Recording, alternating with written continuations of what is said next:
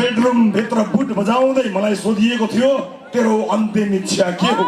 मैले जवाफ आजसम्म दिएको छैन। हिसाब त मेरो पनि छ मिलाउनु पर्ने, हिसाब त मेरो पनि मिलाउनु पर्ने छ। मलाई पनि सोधिएको थियो मध्यरातमा तेरो अन्तिम इच्छा के हो भनेर सोधिएको थियो। बेडरूम भित्र बुट बजाउँदै मलाई सोधिएको थियो तेरो अन्तिम इच्छा के हो।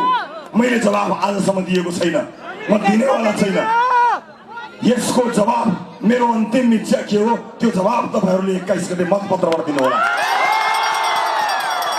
तपाईले जे जवाब दिनुहुन्छ मेरो जवाब त्यही हो, मेरो अन्तिम इच्छा त्यही हो। देशभरिका नेपाली नागरिकहरूलाई म यही भन्न चाहन्छु कि मेरो अन्तिम इच्छा मतदाताले मतपत्रबाट जाहेर गर्नेछन्, त्यही नै मेरो अन्तिम इच्छा हुनेछ। आमा बुवा दाजुभाइ दिदीबहिनीहरू, म तपाईहरुलाई एउटा अनुरोध गरेर बिदा हुन चाहन्छु। धेरै लामो समय छैन, देशैभरि जानुपर्ने छ। एउटा अनुरोध के भने अघिल्लो चुनावमा म चोकहरुमा गल्लीहरुमा घर घरमा पुग्न भ्याएको थिएँ, गएको थिएँ। त्यतिखेरका चुनौती बेग्लै थिए, तर यसपटक अर्कै चुनौती छ हामीसँग। हामीले इतिहासलाई न्याय गर्नुपर्नेछ। यो देश इतिहासको यस्तो सङ्गीन मोडमा कहिले पनि उभिएको थिएन। कलिला भाइहरूले न्याय माग्दा, सुशासन माग्दा बीच सडकमा गोली खाएर ढल्नु परेको बेलाको चुनाव हो यो, सामान्य चुनाव होइन। यसलाई सानोतिनो चुनाव सम्झिनु भएन। कसैले आफ्नो पार्टीको निष्ठा देखाउने बेला होइन यो, कसैले आफ्नो पार्टीप्रति भक्ति देखाउने बेला होइन हो। मेरो बाउको पार्टी, बाजेको पार्टी, यो पार्टी त्यो पार्टी यो भन्ने बेला होइन। देशलाई न्याय दिने बेला हो। देशलाई न्याय दिनका लागि हामीले सबैभन्दा बढी युवा उम्मेदवार उठाएका छौँ, सबभन्दा बढी महिला उम्मेदवार उठाएका छौँ। सीमान्तकृत वर्ग सबैभन्दा बढी हामी कहाँ उठेको छ।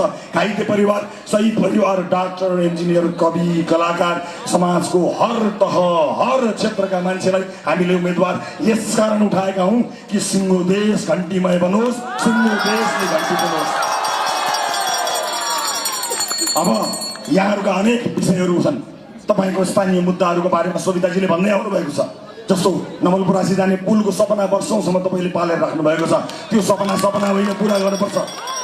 एउटा पुल बन्नका लागि एउटा पुस्ताको बलि चढाउनु पर्ने गरी पनि गरिब छैनौँ हामी। नियत सफा हुनुपर्छ। बन्छन् पुल, बनाइन्छ पुल। यही थोरीको नाका खुल्दा पनि हाम्रो जनजीवन सहज हुन्छ। हाम्रो अर्थतन्त्रलाई, चितवनको अर्थतन्त्रलाई टेवा पुग्छ। हामी त्यो अर्थतन्त्रलाई टेवा दिने हो। हामीले गर्ने राजनीति त्यो राजनीति हो। किसानको दुधमा राजनीति गर्न पाइन्न, उसले मूल्य पाउनुपर्छ। नीतिगत रूपमा हामी सुधार्छौँ। नीतिगत रूपमा नेताले दिने उपाय होइन। म नेताको रूपमा तपाईहरुलाई यो दिन्छु त्यो दिन्छु भनेको होइन। संसदमा गइसकेपछि, जनताले जिताइसकेपछि जनताको काम गर्ने हो। दुधको मूल्य चाहियो, किसानलाई मल बिउ बिजन र बजार चाहियो, बिचौलिया पस्नु चाहिएन। त्यसका लागि हामी नीतिगत रूपमा काम गर्छौँ। यहाँहरूले हामीलाई